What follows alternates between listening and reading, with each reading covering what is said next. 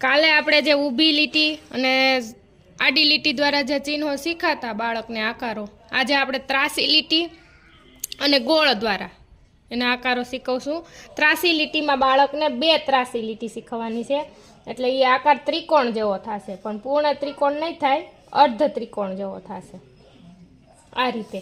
પછી ઊંધો ત્રિકોણ, પૂરો ત્રિકોણ નથી, આ માત્ર 2 ત્રાસી લીટીથી એક આકાર બનશે આ રીતે. પછી અર્ધગોળ, આ સી પણ કહેવાય અને અર્ધગોળ પણ કહેવાય. આ જમણી બાજુનું અર્ધગોળ છે આ રીતે.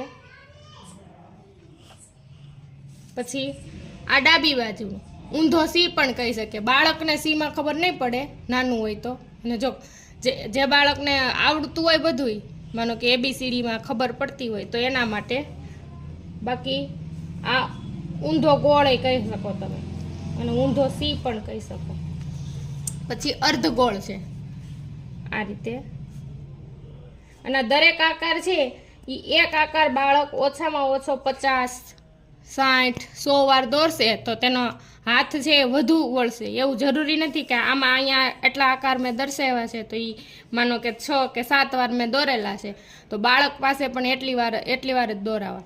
જેમ વધુ એક આકાર છે એ વધુ વાર તમે દોરાવશો એમ એ બાળકનો હાથ વળતો જશે.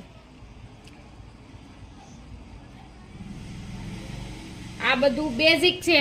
પછી આ પૂરું થાય પછી આપણે બાળકને અંક જ્ઞાન છે, સંખ્યા જ્ઞાન છે, કક્કો છે, આ બધું આપણે શીખવશું. અહીંયા છે ગોળ, અને આ આકાર છે એ બાળક પરફેક્ટ દોરે તેવી આશા પણ નથી રાખવાની. બાળક જેવું દોરે એવું સ્વીકારવાનું છે. કદાચ એનાથી આડાવડું દોરે તો પણ આપણે એમ જ કહેવાનું કે તે ખૂબ સરસ દોર્યું છે, તો જ બાળક એ શીખશે. બાળકને આપણે એમ કહી દઈએ કે તને નથી આવડતું કે આ હરખું નથી દોરાણું, તો એ બાળક છે એ એમ લખવા માટે પ્રેરાતું નથી. બાળક જેવું લખે એવું આપણે સાચું જ માનવાનું છે. એની ભાષામાં, એના મગજમાં જે ચાલતું હોય એ જ આપણે સ્વીકારવાનું છે, કારણ કે તો જ એ આગળ શીખશે. અને છેલ્લો આકાર છે એ પૂર્ણ ગોળ છે.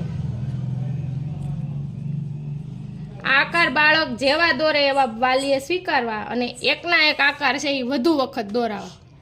પાટીમાં દોરાવો તો બેસ્ટ, અને પેન પકડતા બાળકને વ્યવસ્થિત પહેલેથી જ શીખવવું, એટલે એનો હાથ છે એ વ્યવસ્થિત લેખન કરવા માટે તૈયાર થશે.